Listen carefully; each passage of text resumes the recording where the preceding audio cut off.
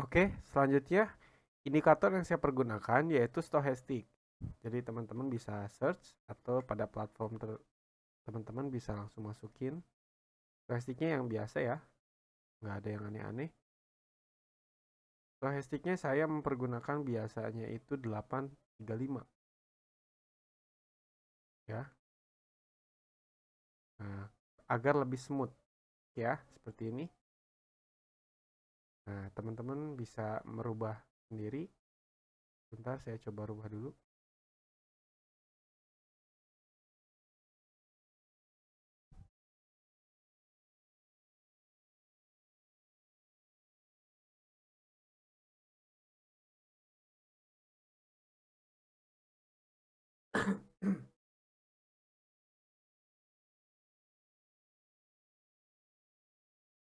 Oke, pada dasarnya adalah teman-teman bisa mempergunakan kondisi di mana area over dan area over di sini. Over itu ketika garis pada stochastic ini melebihi dari yang sudah kita setting. Kalau di atas berarti kondisi 80, berarti ini overbought, dan kalau di bawah berarti oversold ya. Oke. Nah, contoh seperti ini ketika harga overbought di sini teman-teman bisa mengambil sell.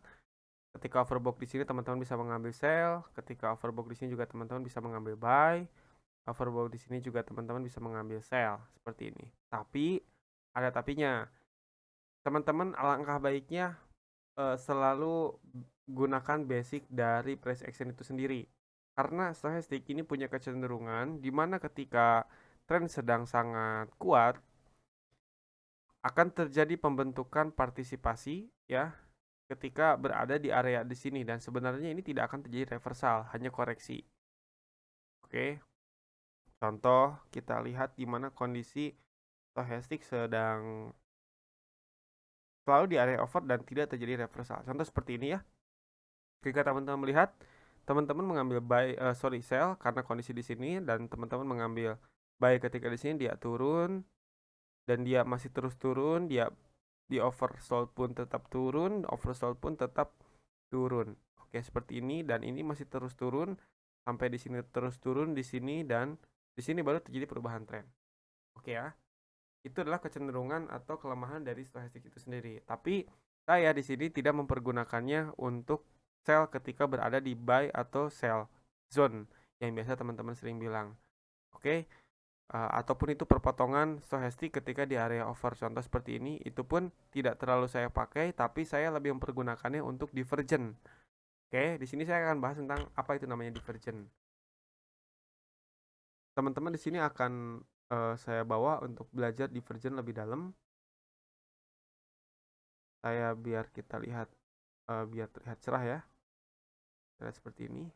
Karena saya tidak melihat perpotongannya, jadi yang saya fokus hanya divergent. Apa itu divergent? Divergent adalah kosakatanya mungkin teman-teman bisa paham, diferenisasi atau different atau perbedaan ya. Jadi divergent. Jadi divergent ini adalah kecenderungan di mana stochastic dan harga itu cenderung tidak sama ketika bergerak membentuk sebuah lembah ya. Lembah itu di bawah seperti ini ya, atau ketika membuat bukit lah, biar teman-teman mudah memahaminya. Nah, kecenderungannya seperti apa? Contoh seperti ini. Ketika teman-teman melihat di sini dan di sini semakin menurun ya. Sorry.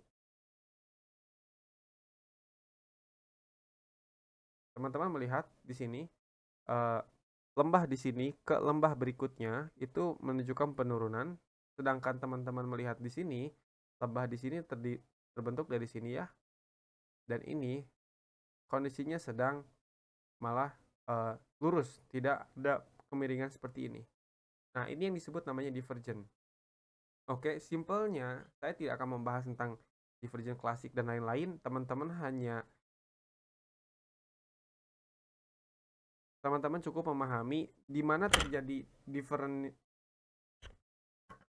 Saya tidak akan membahas divergent terlalu dalam sampai dengan penamaan seperti classic divergent dan lain-lain, hidden divergent, tapi teman-teman cukup memahami di mana ketika terjadi perbedaan antara lembah dan lembah, antara seperti ini, otomatis kondisinya berarti akan terjadi bullish Pahami ya. Kalau terjadi perbedaan di antara lembah dan lembah seperti ini, berarti akan terjadi bullish. Kalau terjadi perbedaan antara bukit dan bukit, berarti akan terjadi bearish. Contoh seperti ini, di sini ada turun ya, atau mungkin rata, teman-teman bisa lihat sendiri di sini miringannya. Tapi teman-teman lihat juga di sini kondisinya sangat signifikan naik. Ya, ini perbedaan. Jadi ketika harga di sini, teman-teman mengambil posisi buy short ke sini. Short ini maksudnya short term ya, bukan short sell. Seperti ini, dan ketika membentuk rejection seperti ini, teman-teman pun bisa melihat di sini ada perbedaan dan otomatis ini adalah divergent. Jadi Anda bisa ngambil buy dan Anda bisa ngambil sell. Paham ya? Oke, saya ulangi lagi. Jadi ketika divergent yang terjadi perbedaan antara lembah ke lembah berarti akan terjadi bullish, dan ketika ada divergent antara bukit ke bukit berarti akan terjadi bearish. Oke ya. Kita coba cari lagi kondisi di mana divergent. Nah, ketika kondisi seperti ini, kalau Anda benar-benar memahami divergent dan tidak mempergunakannya untuk buy ketika berada di area over, Anda tidak mungkin, kalau teman-teman bilang biasanya keseret gitu ya, atau mungkin eh, di buy berkali-kali seperti ini kondisinya. Ini area buy zone, atau buy zone teman-teman bisa bilang area over ya, sorry ya. Teman-teman buy dan ini terus turun-turun seperti ini. Oke ya. Dan di sini pun sama. Nah, ketika cenderung harga, ketika di sini dia naik, naik, naik, tapi harga sebenarnya tidak naik ya, seperti ini. Jadi kalau teman-teman ambil dari lembah sebelumnya, dia di sini menanjak dari sini ya, menanjak seperti ini. Tapi teman-teman bisa melihat dari sebenarnya dari lembah di sini itu sebenarnya menurun dan tidak signifikan untuk menanjak. Dan di sini pun ada EMA 50 yang menahan sebagai dinamis trend line ya, seperti yang tadi saya bahas. Otomatis ini adalah sinyal untuk teman-teman mengambil sell karena di sini terlihat ada bearish divergent. Oke, lalu kapan teman-teman bisa mengambil buy? Ketika di over di sini, buy di sini juga tidak ada divergent. Oke, masih tidak terlalu signifikan ya. Teman-teman juga bisa. Oke, nah di sini teman-teman bisa melihat ada signifikan walaupun sangat kecil, tapi ini juga powerful. Di sini teman-teman bisa melihat ada perbedaan. Sorry, ke sini ya. Ada perbedaan kecil. Saya coba ke atasin. Oke, ada perbedaan di sini.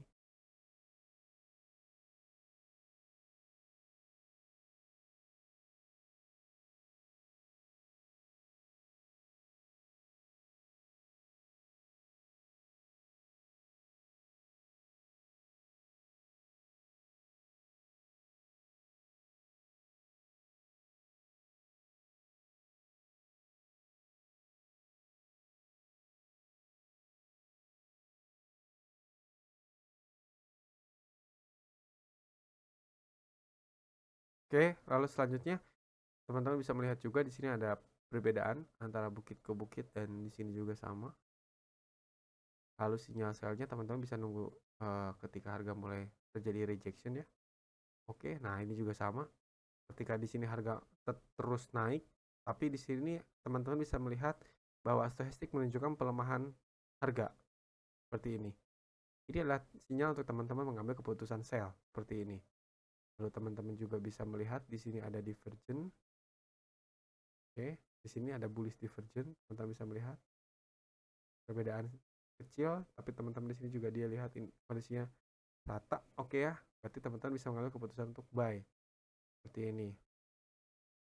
Oke, karena ini kondisi buy, teman-teman bisa nyari hanya kondisi di mana terjadi bullish divergent. Oke ya, kita coba hunting bullish divergent. Oke, di sini juga sama, ini ada bullish divergent.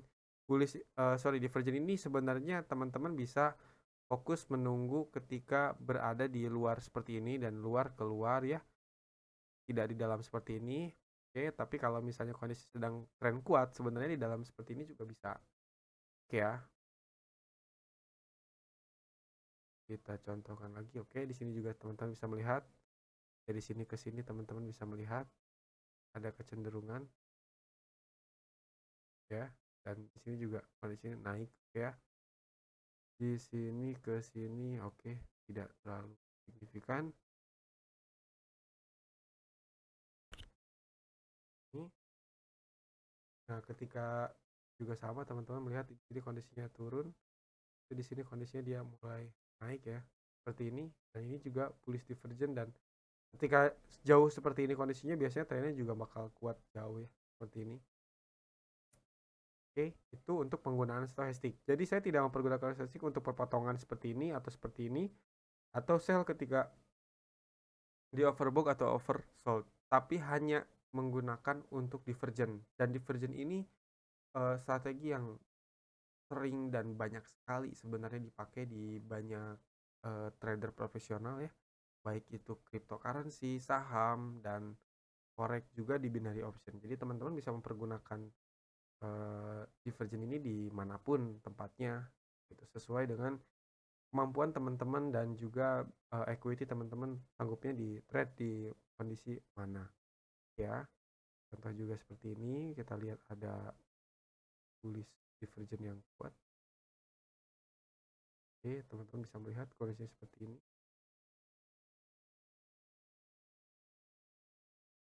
Oke, ini juga ada bullish divergent tapi kecil ya. Oh enggak. Oke, kita lihat. Nah, di sini juga ada pelemahan tren seperti ini. Nah, oke, teman bisa melihat di sini. Oke, nah di sini teman-teman bisa melihat ada perubahan tren ini ya. Nah, di sini juga sama, teman-teman bisa melihat ada kuat sekali untuk bullish divergentnya. Nah, jika dari sini teman-teman bisa melihat cenderung, jadi harganya masih di sini tapi ini langsung over ya. Biasanya ketika aktualnya itu harganya itu dia bergerak signifikan turun, sedangkan stochasticnya signifikan turun, sedangkan harganya itu cenderung turunnya hanya sedikit, tapi stochasticnya dia bergerak liar terus ke bawah, terus ke bawah, terus ke bawah. Maksudnya seperti apa? Di sini teman-teman bisa melihat ada rejection kuat ke bawah, tapi tidak mempengaruhi gerakan stochastic ya. Tapi hanya turun seperti ini dan stochasticnya dia mulai melemah sangat turun. Ini sebenarnya bukan sinyal untuk sell, teman-teman mengambil keputusan untuk sell, tapi ini adalah sinyal untuk bahwa akan terjadi koreksi untuk mengambil nafas dan meneruskan tren jauh lebih kuat. Seperti itu. Oke, terima kasih. Sekian untuk video penggunaan stochastic dan divergent ini. Terima kasih.